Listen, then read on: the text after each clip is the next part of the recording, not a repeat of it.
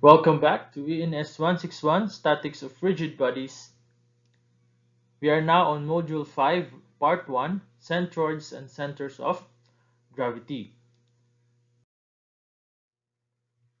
So for this lesson, um, our discussion will be focusing on center of gravity and centroids.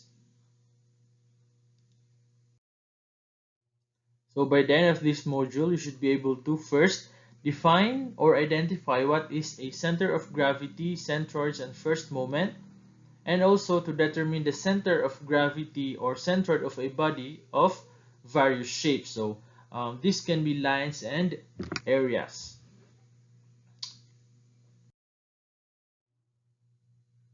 Okay, so we have assumed so far sa previous modules natin that the attraction exerted by the Earth on a rigid body could be represented by a single force, W, that is the weight, no? So this force, called the force of gravity or weight of the certain body, was to be applied at the center of gravity of the body. So for example, given this mass or a body here, so the center of gravity is located somewhere here.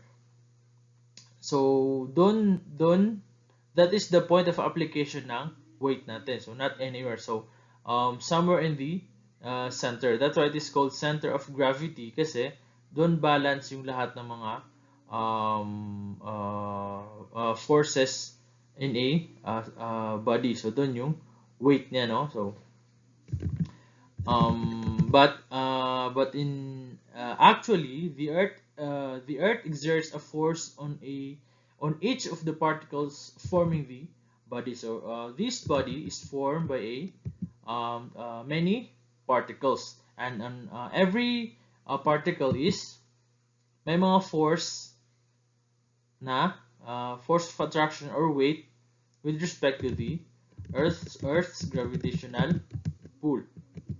So, ito yung sa actual na situation, no? So, and every particle forming the body is exerted by a certain force, W, or weight.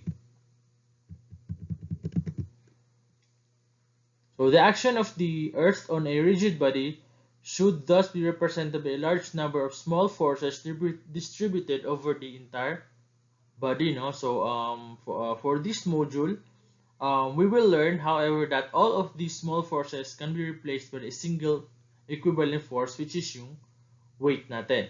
So, that is, which is located sa center of gravity, in which we will also learn on how to determine the center of gravity of a given area or a given mass, and where that center of gravity is the point of application of the weight, which is yung total weight na ng mass natin, or yung body of various shape.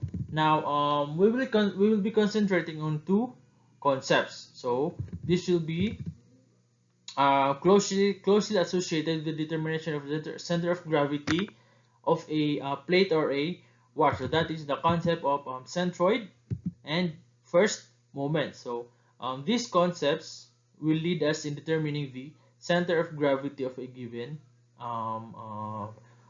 plate or a wire. So that is area and line.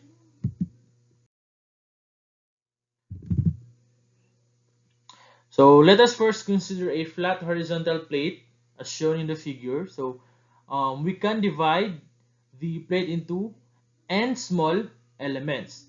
So say this plate is composed by a very small elements, which is, for example, given this one element here, so n element with a differential weight, meaning a very minute din na weight corresponding to that small particle. So the coordinate of this element is x and y. So that is with respect to the coordinates, no? So say this is element 1, so meaning this is x1 and y1. So if we add um, the forces exerted by the Earth on the elements of the plate will be denoted respectively also by delta W1, delta W2, and so on. So since this is composed of different many elements, so the magnitude W of the force is obtained by adding the magnitude of the elemental weights. So, summation of forces along Z, that is yung weight natin. So, yung total weight ng plate natin is equal to the summation of all the elemental weights din natin. So, that is delta W1 plus delta W2 plus delta W sub N. So, that is depende sa dami ng elements, no? To obtain the coordinates x bar and y bar, so we will write the moments of W about y and x axis equal to the sum of the corresponding moments of elemental weights, meaning we will sum moments at y. So that means that for example, so we have say the total weight is somewhere located dito, no? So say this is the center of gravity. So this is center of gravity, and yung y niya is y bar, and yung x niya is x bar. Then dito yung force na, yung total na weight natin.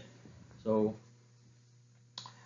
summation of moment y, so that is x bar times w is equals to the summation of the all x coordinates multiplied by the elemental weights. So that is with respect to y. So if you sum the moment with respect to x naman, so we can solve that y bar times the total weight. So x bar and y bar are coordinates that are the coordinates of our center of gravity. So okay, so we summation of moment at x. So that is the summation of all the product of the y coordinates multiplied by the elemental weight. So this y1 delta w1 plus y2 delta w2 and so on. Okay, so if we now increase the number of elements into which the plate is divided, so parang padadami natin elements hanggang infinity, and also simultaneously decrease the size of the element, so parang palitin natin ng sobrang element, we can obtain the limit of the following expression. So we have here, so yung weight natin is equals to the integral of the dw, that is the differential weight. So we have learned from our math subjects that integral are parang to sum all the differential elements. Now this goes the same for summation of moment y, or x bar w and y bar w. So x bar w is equals to the integral of x dw, and y bar w is the integral of y dw. Okay.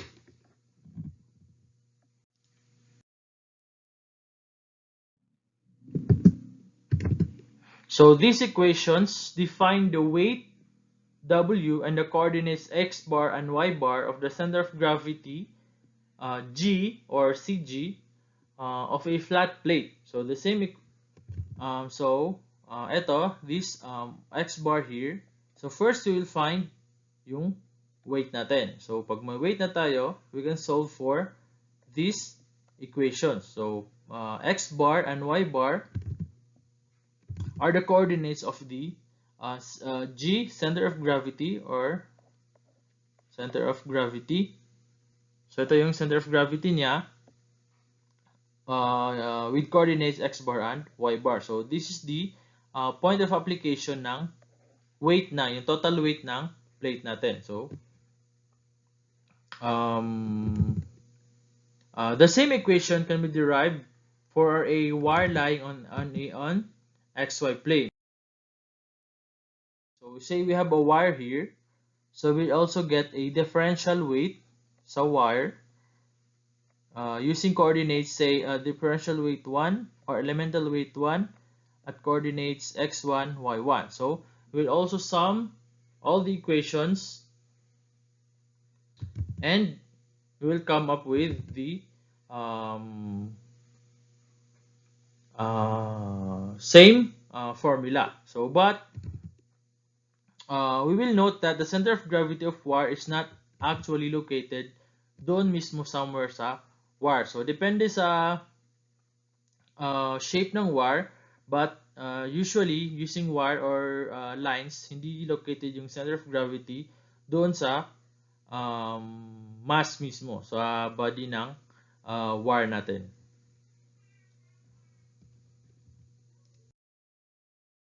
Okay, so centroids of areas and lines. So in the case of a flat homogeneous plate of uniform thickness, so assumption natin dito is the plate has a uniform thickness, no?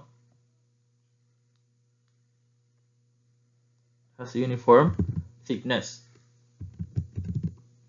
So the magnitude, elemental or delta W of the weight of an element can be expressed as delta W is equals to gamma multiplied by the thickness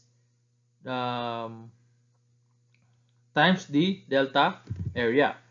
So similarly, we're going to express the magnitude W of the weight or the total weight of the entire plate as W is equals to gamma times thickness times T times A. So where gamma is called the specific gravity. So I hope familiar kayo sa sa physics natin.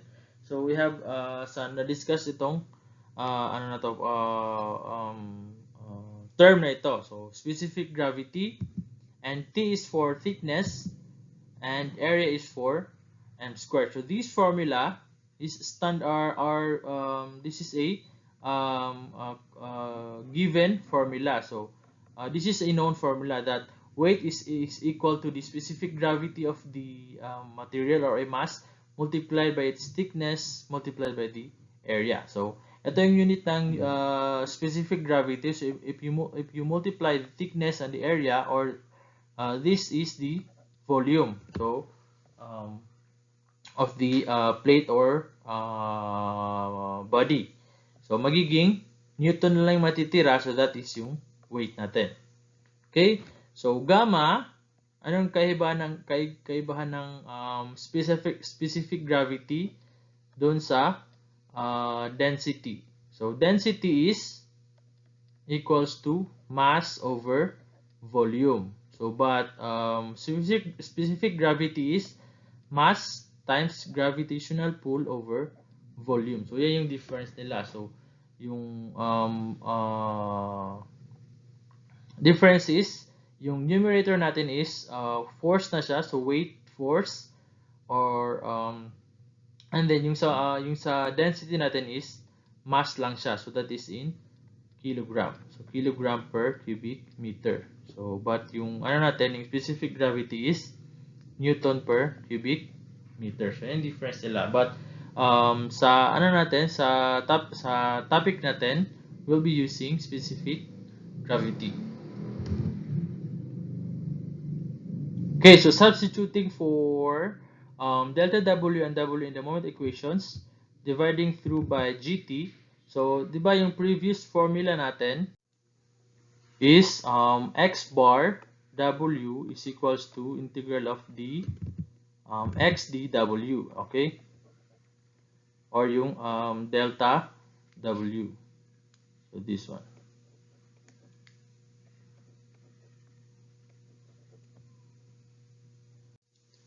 Okay, so if we substitute the value of the W and the delta W, so magiging x bar gamma TA is equals to the integral of x gamma t delta A. So, mag-cancel out yung gamma and delta.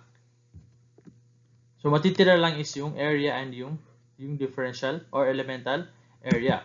So, if we sum the moment at y, so, we can express W in terms of the area na lang, no? Kasi mag-cancel out yung gamma, yung specific gravity at yung thickness. So, ito na magiging ito ng equation natin. So, x bar times A is equals to x bar delta A1 hanggang delta AN. So, we can solve that. X bar times area is equals to the integral of x dA, and the same goes with respect to x-axis. So, creating a moment with respect to x-axis, makukuha natin yung y bar A is equals to y dA. So, naging instead na weight, nagiging area na lang yung ginamit natin. So, that is for the centroids of this is how we'll be solving yung centroids ng areas and lines. So, this x bar and y bar will be the coordinates of the centroid of the given area. Okay.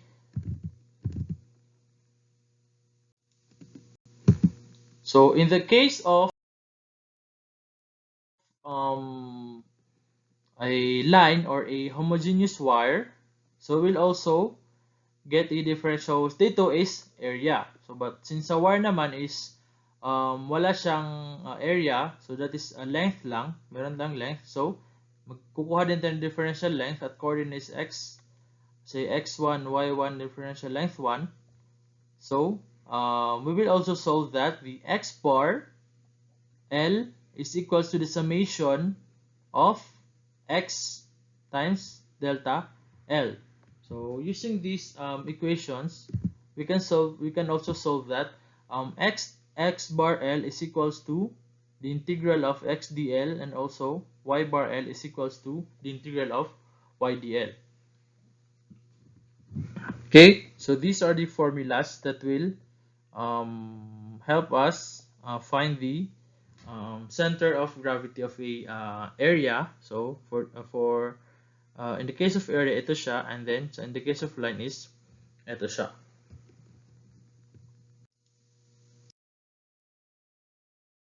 Okay, so first moment of areas and lines. So the integral the integral x dA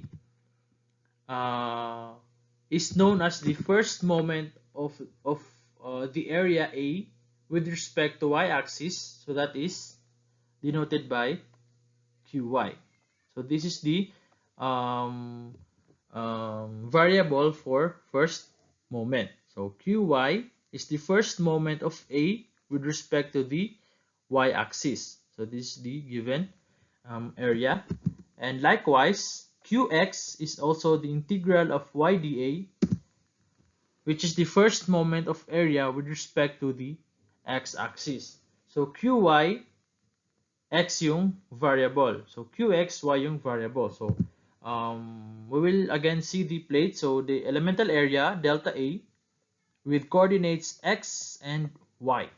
So if we create a moment along with respect to y-axis, so paikutin mo yung area with respect to y-axis, the perpendicular distance is the x. So that is why x dA. So x times dA. So so yung moment, moment is equals to force times distance. So take it as F as the x and D as the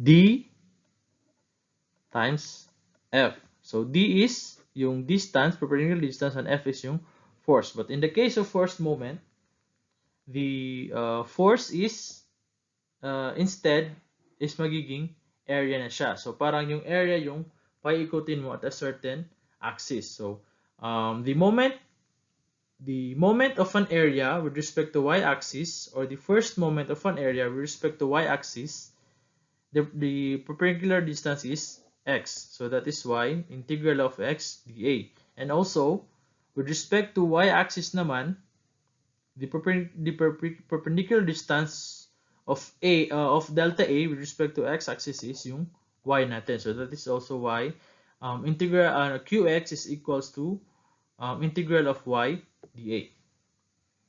So yung first na equation natin is integral of x dA is equals to delta x A. So we can also denote that qy is equals to delta xa and qx is equals to delta ya.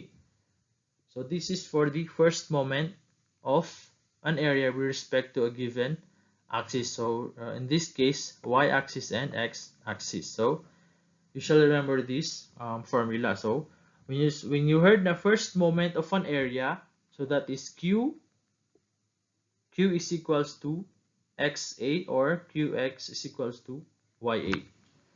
So that is the first moment of an area. So parang yung instead na force, so sa mga previous na discussions natin, yung i-moment mo, yung paiikutin mo is yung area. No? Here are the centroids of common shapes of areas. So for a triangular area, we have the centroid is located at y bar is equals to h over 3, meaning from the base, that is from the base, no? So with respect sa base natin, doon magagaling yung y bar. So y bar, so yung x bar is located sa line of symmetry nila. So meaning 0 siya. So kahit anong shape ng triangle, so ganito yung triangle nyo, then ito yung symmetry nila, so nandito pa din yung centroid, so 0 pa din yung x bar. So any shape ng triangle, 0 yung x bar sa upright triangle, no? Okay. And then the area is, of course, familiar naman kayo sa mga areas ng shapes. So BH over 2 or 1/2 base times height. So for a quarter circle of an area and semicircle of an area, so kasi sa circle, doon siya sa origin, yung circle, yung ano. So but for a quarter circle, meron tayong 4r over 3 pi. So nandun yung with respect sa O. So okay, so remember, please take note of the referencing. So that is with respect sa O. So 4r over 3 pi yung x bar and y bar is 4r over 3 pi. So meaning same sila ng value, x bar and y bar. So but for the semicircle, so since may symmetry siya dito, so dyan located yung centroid, of course. So meaning yung x bar natin is 0 and yung y bar is 4r over 3 pi. So madali lang memorize yung mga values. Now the area for a quarter circle is pi r squared over 4. So pi r squared is area of a circle. So since quarter, so divisible ng 4. So semicircle divisible ng 2. So that is for the quarter circle and semicircle. So for a quarter elliptical area and semi-elliptical area, x bar is 4a over 3 pi, where a is the distance, yung kalahati ng kalahati ng ellipse. And then yung y bar is 4b over 3 pi. So the area of ellipse is pi AB over 4 for a quarter elliptical area. And then sa semi-elliptical area, we have, of course, 0 kasi andun siya sa line of symmetry. And then y bar is 4b over 3 pi. So para madaling matandaan, so yung r is papalitan mo lang ng a or b. So a is the longer side and B is the shorter side, no? So area is pi AB over 2. So for ellipse, yung area is pi AB. So sa parabolic naman, semi-parabolic area and parabolic area. So sa semi-parabolic, we have 3a over 8. So that is galing dito. So x bar is 3a over 8 and y bar is 3h over 5. So the area is 2/3 AH. So sa parabolic area naman, we have 0 for the x bar, y bar is 3h over 5, and the area is 4ah over 3. Okay, so parabolic spandrel. So the equation, so this line here, we have equation y equals kx squared. So the x bar is located at 3/4 a and y bar is 3 over 10 h. So that is with respect to dito. So area of a parabolic spandrel is ah over 3. So this is for the second degree na parabola. So if this is a triangle, so that is y kx. So meaning y equals x. So magiging area natin is 1/2 lang. So since nadagdagan siya ng another degree, magiging 1/3 na. So that is why yung area natin is 1/3 AH. So general spandrel, so ito yung formula. So n plus 1 over n plus 2 A, and then n plus 1 over 4n plus 2h, so AH over n plus 1. So sa circular sector naman, so we have 2r sine alpha over 3 alpha, and then area is alpha r squared. So these are the common centroids, centroids of common shapes and areas. So we also have centroids of common shapes and lines. So for quarter circle arc and semicircle arc, so x bar is 2r over pi, 2r over pi, pi r over 2. So that is the length of the quarter circle. So for a semicircle naman, semicircle arc, the length is 2 pi r. So sa circle, the circumference is 2 pi r. So but sa half is pi r lang, and sa 1/4 is pi r over 2. Okay, so sa arc of a circle, so that is r sine alpha over alpha, so 2 alpha r. So that is the length of the circle. So that's it for the centroids of common shapes and lines. So for composite plates naman, so this is a combination of different areas, no? So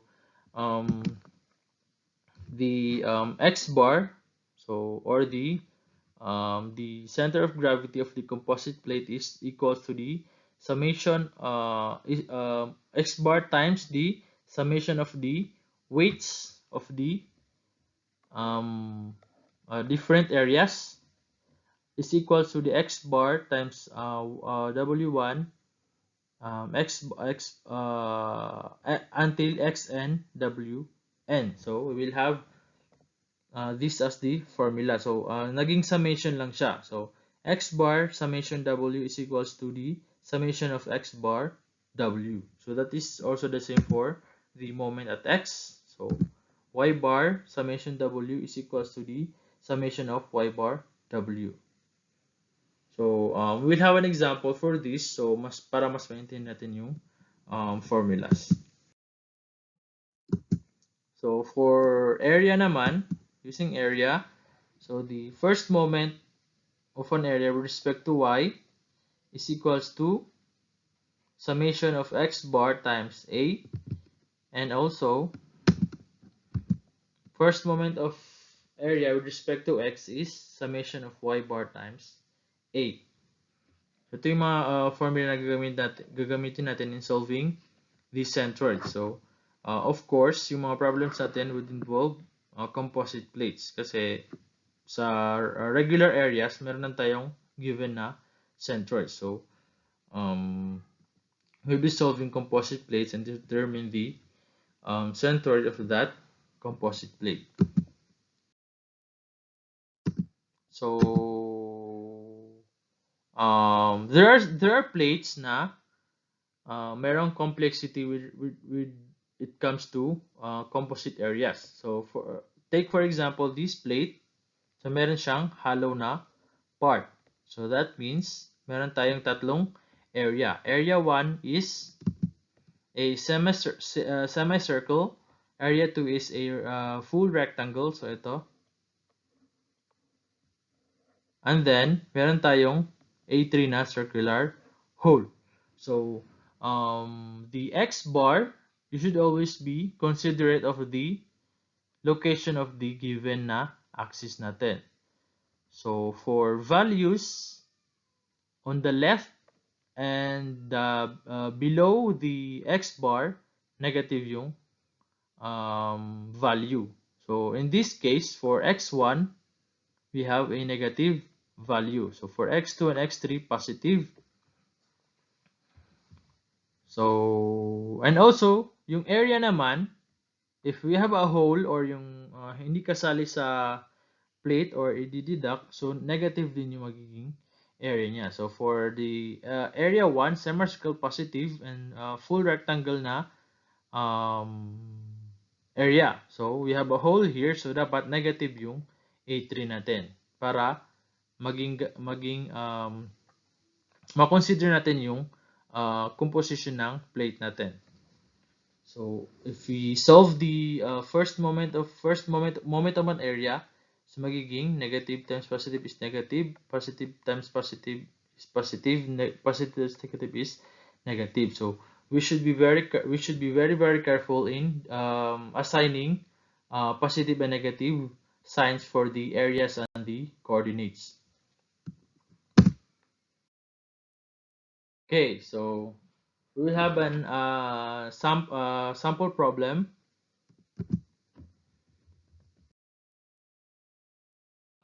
Sample problem 5.1. So for the plane area shown, so this area, determine the first moment with respect to x and y. So that is qx, qy, and the location of the centroid center of gravity. Okay, so since we have a composite plate here, so we will divide this plate into different common areas. So first, ito yung axis natin. So this is the given axis. So meaning dito yung origin natin. So dito natin i-reference lahat ng x values and y values. So we have a first is a triangle. So we have a triangle. And then a rectangle,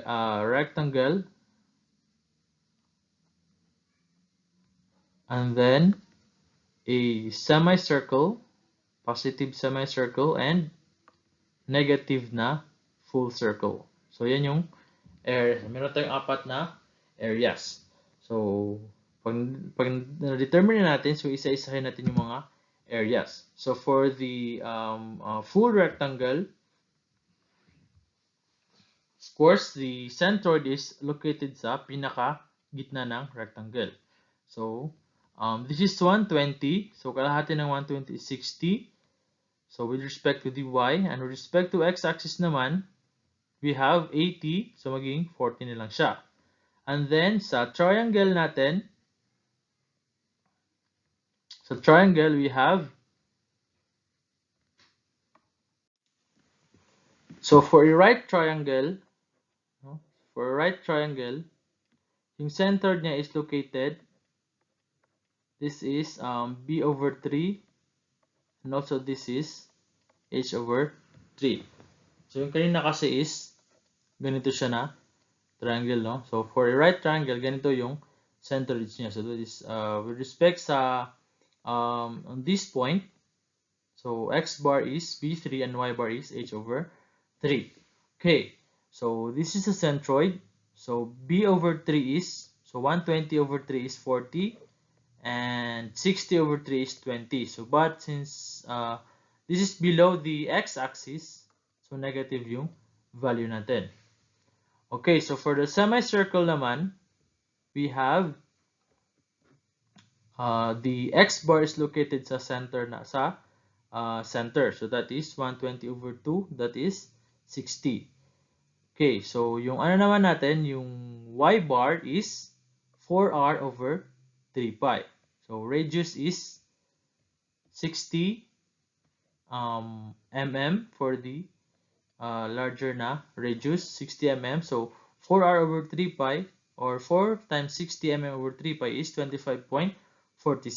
So yung 25.46 is, eto lang siya na distance. So to reference dito sa pinaka-origin natin, we will add 80. So that is 105.46 mm.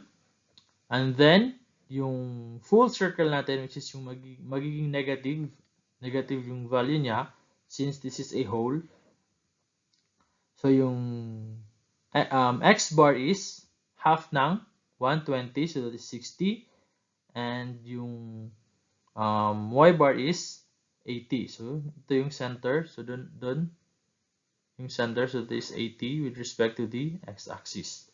Okay, so yan yung different areas composing our composite plates. Okay, so the easiest or convenient way in solving centroids of an area is through is represented by a tabulation, no? So tabulate natin yung mga values. So that is area, yung x bar, y bar, x bar times area, y bar times area. So these are the first moment of an area with respect to y and with respect to x. Okay, so for rectangle, yung area natin is base times height. So we have 120 times 80, which is 9.6 times 10 to the power of 3 mm squared. So mm tayo, no? And then x bar natin is 60 and 40. So x bar times area is positive 576 times 10 to the power of 3 cubic mm. And then y bar times area is 384 times 10 to the power of 3 cubic mm. So we will repeat the process. So for triangle, 1/2 base times height, x bar is 40 and y bar is negative 20. So never, wag niyong kakalimutan yung signs natin. Kasi isang sign lang yung mali na yung magiging sagot natin. Okay, so you multiply the x bar and y bar to the area. Ito yung magiging sagot. And then sa semicircle naman, 1/2 pi r squared. So x bar is 60, y bar is 105.46 as we have solved kanina. And x bar times area is 339.3 times 10 to the power of 3.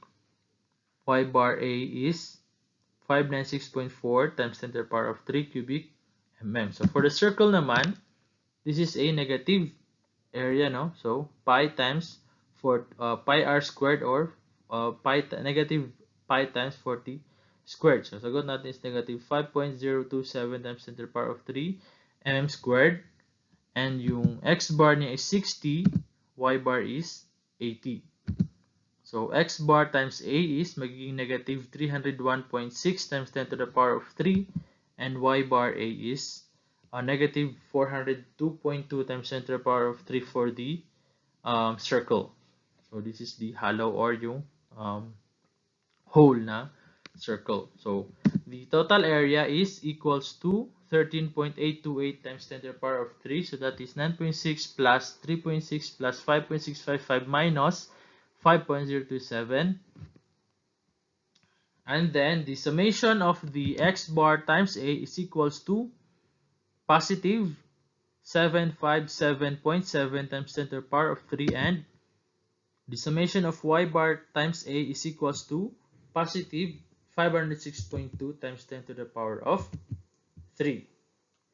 Okay, so a, yung unang hinahanap natin is yung first moments of the area. So we'll use the equation. So yung equation natin kanina, we have found out that qy, or the first moment with respect to y, is equals to summation of x bar times a. So since meron na tayong value, so isa-substitute lang natin yung value. So this is our qy, and this is our qx. So this is positive 757.7 times 10 to the power of 3 cubic mm. So yung unit ng moment of an area natin is cubic mm or cubic meter. So, and then qx, or first moment with respect to x, is the summation of y bar times a is equals to negative. So negative things are negative or positive pala, positive. Takpan. So positive 506.2 times 10 to the power of 3 cubic mm. So ito yung first moment with respect to y and first moment with respect to x. Okay, so to locate the centroid of the composite plate natin, so yung formula is x bar, so malaking x bar, times the summation of area is equals to the summation of maliit na x bar times a, or the first moment of an area. Okay, so x bar is equals to, so the summation of area is this 13.828 times 10 to the power of 3, which is equals to delta, summation of x bar a, or itong value na to. So that is 757.7 times 10 to the power of 3. So ano na natin is yung x bar. So we can solve that. X bar is equals to ilan? 54.8 mm. So for y bar naman, summation of y bar a, so y bar times 13.828 times 10 to the power of 3 is equals to 506.2 times 10 to the power of 3. So the y bar is equals to then y bar 36.6 mm. Okay, so lahat siya positive. So meaning our center of gravity is somewhere here. So x bar is 54. So this is 60, and then x bar is 36. Siguro somewhere dito. So dyan yung center of gravity natin. Okay, so that is how you determine the center of gravity, or centroid, of an composite plate or an area. Okay, so we'll now solve a problem for wires or lines. So sample problem 5.2. The figure shown is made from a piece of thin homogeneous wire. So thin siya, so homogeneous wire. So negligible na yung thickness niya. So only length yung we consider. So determine the location of the center of its center of gravity.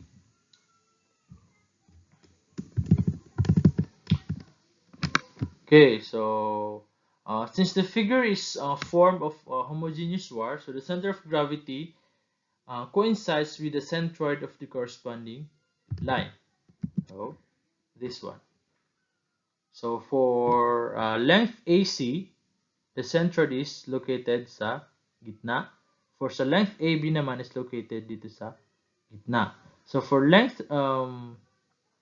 CB, the centroid is located kung saan nag-intersect yung centroids ng AC and AB. So that is located here.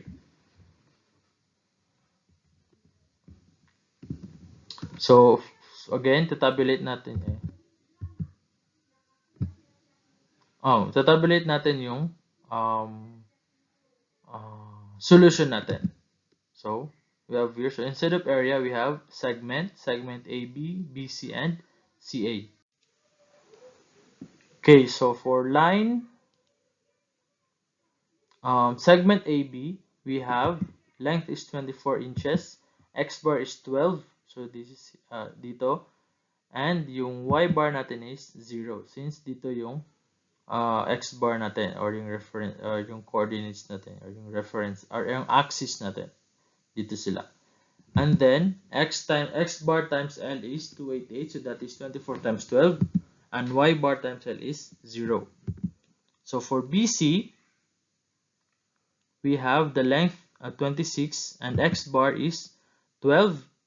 So yung horizontal length natin, no? So that's horizontal length. But yung centered natin is still located sa center ng CB. So that is, this is 26 inches. So if you were to follow yung diagonal, the center is located 26/2. But kukunin natin yung distance na horizontal distance. So that is 12 inches pa din.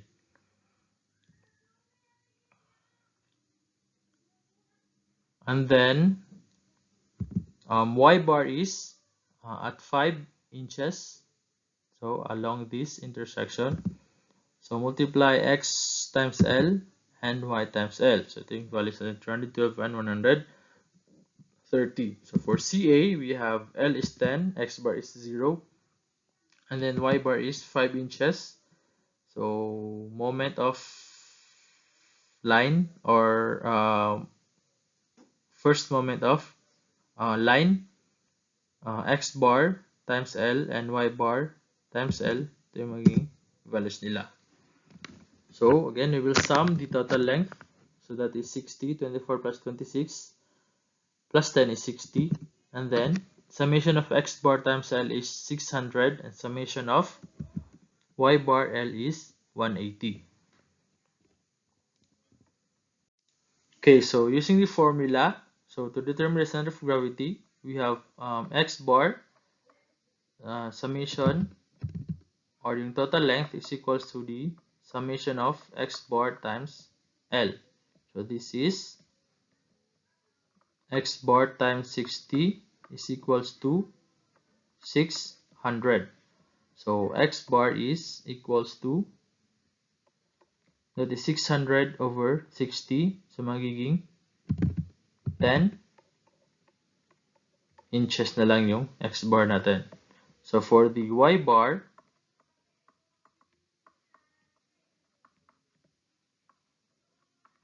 is equals to 60 multiplied by 60 equals 180. So 180 divided by 60 is 3. So Y bar natin is equals to 3 inches.